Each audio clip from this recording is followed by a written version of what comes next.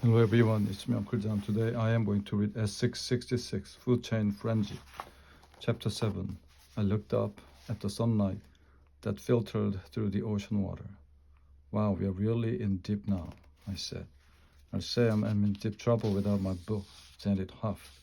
She stopped searching the bus and flopped down next to me in the bus.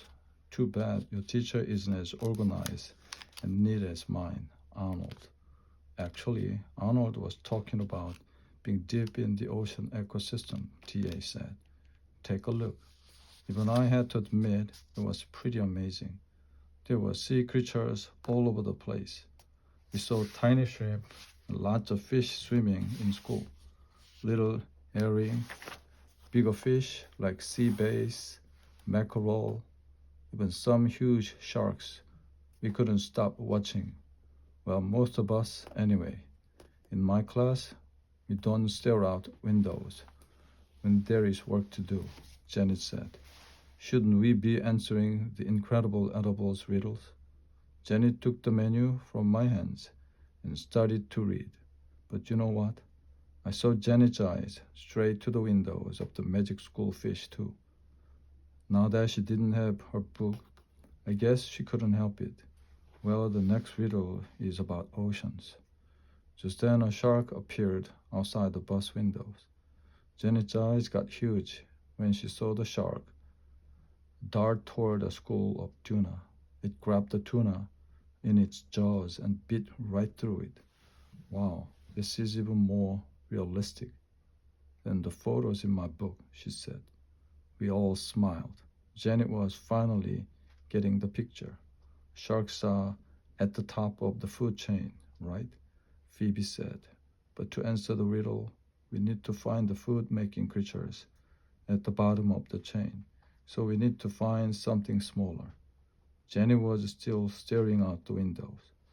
Those little shrimp are eating something, she said. Their food just looks like specks of dust in the water. Excellent observation, Janet, said Miss Frizzle. Those little shrimp are called krill, and the specks you see are actually plankton and the phytoplankton that krill and other ocean animals use for food. That's a lot of fish food, Janet said. She kept staring at the phytoplankton. You said it. The freeze agreed. Phytoplankton are responsible for 75% of the photosynthesis that takes place on our planet. That's a big job, I said. That's right, Arnold. Wanda looked at our lady's incredible edibles riddle. That means phytoplankton is the answer. She said they are the first link of most ocean food chains. Even though they are tiny, they do big work. Quite right, said Miss Frizzle. I wrote down phytoplankton on our menu of riddles. I waited for Janet to start bragging about how she was the one who was getting all the answers. But she just kept looking out the windows of the magic school fish. Just one more riddle to go. While we read the riddle, the rumbling of an engine suddenly stopped. Looks like there's seaweed cutting our propeller, Miss Frizzle said. I'll just go out and untangle it. The next thing we knew, our teacher was swimming outside the magic school fish in her scuba gear. The buses at my school never get seaweed cut in the propeller, Janice said. I groaned, but DA leaned over and said to me, at least now she is paying attention. I think we should all be paying attention, Carlos said suddenly, to that shark. He pointed out the window, toward the mouthful of razor-sharp teeth. It took me a second to realize that those teeth belonged to a huge shark, and it was swimming straight toward Miss Frizzle. Chapter 8. Miss Frizzle, look out, we all shouted. The freeze didn't see the shark. She was yanking on some seaweed that was wrapped around one of the propeller blades. With one big yank, she suddenly pulled it free. I heard the motor sputter back to life, and the boss fish shot forward in the water. We darted away from the shark in the nick of time, with the freeze hanging on to our fin. Wahoo! A voice came through the jukebox. A split second later, the shark caught a sea bass with the giant chomp of its teeth. Yuck, Phoebe grimaced as the sea bass's fin and some bits of uneaten meat floated in the water around us. Janet and D.A. were both glued to the windows. Class, Miss Frizzle said through the jukebox speaker. We have just one riddle left, and here is our chance to see exactly how uneaten animal food gets recycled. When we looked outside, we saw her pointing at the fish fin that fell slowly through the ocean water. Follow that fin. Liz was already at the wheel. She followed the fin deeper and deeper, with Miss Frizzle holding on to the outside of the boss fish. We didn't stop until the fish fin dropped onto the ocean floor. Tim made a face when he saw all the dead sea animals scattered around the sea base fin. The stuff is just lying there, he said. I don't see anything breaking it down into simpler materials, like it says in the riddle. Janet pressed her nose against the window. The riddle answer has to be out there. Too bad we can't get a closer look, she said. Miss Frizzle was back, and she smiled at Janet. Oh, but we can, said the freeze. She pulled the lever, and a big microscope swung up over our windshield. Well, Keisha said, the fish fin looks huge now. The microscope made the fin look 1,000 times bigger. Now I saw lots of other things too. Little spirals, balls, and rods covered the surface of the fin. What are those things? I asked. Class, those are bacteria. They are tiny living things that are too small to be seen with the naked eye. They feed on dead animals and plants, Miss Frizzle explained. Bacteria aren't the only things that break down dead plants and animals, D.A. pointed out. Fungi and worms do the same thing. So do little insects like ants and beetles, Janet added. I read about that in my encyclopedia before it disappeared. I think there is a special name for living things that break down dead plants and animals. She snapped a finger, trying to remember. I read that too, D.A. said, biting her lip. They are called decomposers. D.A. and Janet both shouted the word at the exact same time. Wanda looked down at her menu of incredible edibles riddles. Hey, good work, guys. That's the answer to the last riddle. She crowed. Decomposers. Yes, I said. We did it.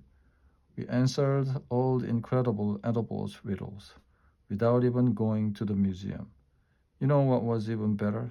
D.A. and Janet were actually smiling at each other. They gave each other a high five while Wanda wrote down the answer. Plus, we managed not to get eaten by a rabbit, snake, a hawk, or a shark, Phoebe added. We looked out the windows of the magic school fish. There wasn't a thing in front of us except a cloud of tiny krill. What a relief.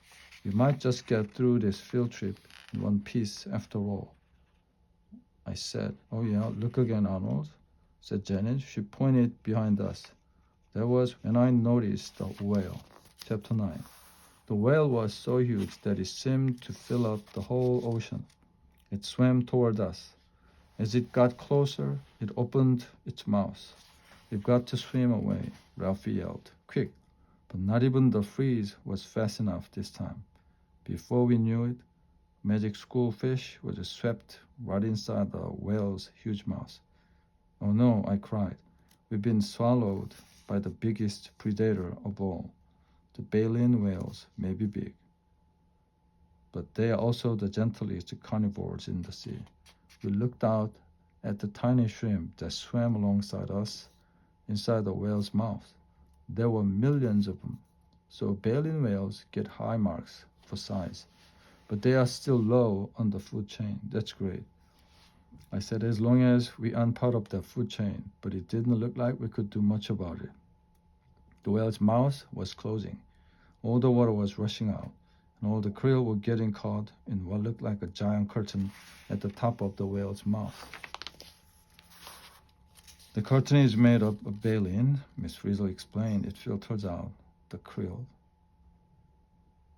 so the whale can swallow it. What about us? We are trapped, too. We'll be swallowed, Phoebe said. Not necessarily, Miss Frizzle told us. I think we have learned what we can here. She pushed the button on the dashboard. The next thing we knew, Magic School fish motor had started. Instead of going with the krill, we went in the opposite direction. While those krill go down the hatch, Miss Frizzle went on. We go out, out, out. I said I couldn't believe it was that easy.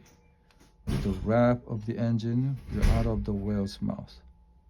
I was so relieved as we swam up past the whale's huge head. We hadn't been eaten. Just then the whale started to move. It was coming to the surface, and we were on top of it. As the whale's head came out of the water, we could see ocean for miles. That's when I noticed that the Magic School bus was just a bus again. Just a bus sitting on top of a whale in the middle of the ocean. Everyone was staring out the window when Wanda asked, "What's that sound?" I heard it too. It was a low, rumbling sound, and the bus started to shake. I saw a spout of water come up from below us, and the whole bus to burst into the air. We're on the whale's blowhole, Phoebe yelled. Yikes, I yelled. We were surrounded by a rush of water vapor as we rose higher and higher. Through the wet blur, I could see that the bus was sprouting wings. The whole time, Janet stared out the window with her mouth opened wide. Then, whoa, we landed with a jolt. We are in the parking lot of the Science Museum, Janet exclaimed. I couldn't believe my eyes. The Magic School bus was back to normal, without jet wings or the eat-em-up cafe. There wasn't an ocean in sight, just a sea of school buses and the big Science Center building. And Janet blinked. Wow, shaking her head. I never read about anything like this in my science book. Speaking of science book, said Tim, look what I just found. He bent down and picked up 2 heavy books from the floor at the back of the bus. My book, D.A., and Jenny said at the same time. We all got off the Magic School bus, just in time to see Mr. O'Neill's class leaving the Science Center. His students ran over to us. They all talking at once. What happened? You missed the whole tour. It was amazing. We learned all about food chains. D.A. looked at them and smiled. So did we, she said, holding up a piece of paper. We all learned about food chains. She looked right at Janet. It gave her a thumbs up sign. That was when we noticed that our incredible edibles menus were gone. Instead, we are all holding paper handouts of the riddles, with all of our answers filled in. But how did you kids answer all of the riddles? I didn't even hand those out until after we got to the museum. Mr. O'Neill looked curiously at Miss Frizzle. Frizzle smiled mysteriously and said, you don't have to go to museum to get a large helping of science. With a signed order of food chain facts. I think that's the Frizzle's way of saying we are really eaten alive. What a zillion times. Wanda whispered to Janet and me. At my school, Janet began. I couldn't take any more bragging. At my school, we don't have anyone as wild as wonderful as Miss Frizzle, Janet finished. All I could do was grin. There's no doubt about it, I told her. The fridge is one of a kind. The end.